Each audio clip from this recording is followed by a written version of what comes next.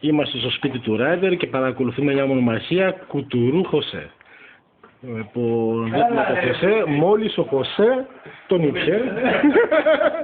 Για να δούμε λίγο. Ναι, τον ήπιε. Βλέπετε το replay. Πάμε λίγο πίσω. Βλέπετε το έτσι for επειδή είδαμε ότι οι Αθηναίοι είναι πολύ σε high class φάση, είπαμε να κάνουμε λίγη προπόνηση στο τένις για να μπορούμε να τους κερδίσουμε εκεί πέρα, στο δικό τους το άθλημα. Έλα, μη μασάς.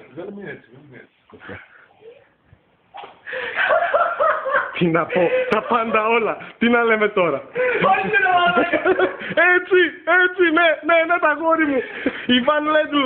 Πάμε για game τώρα. Θα με τα λάβεις ρε στη μέτρα.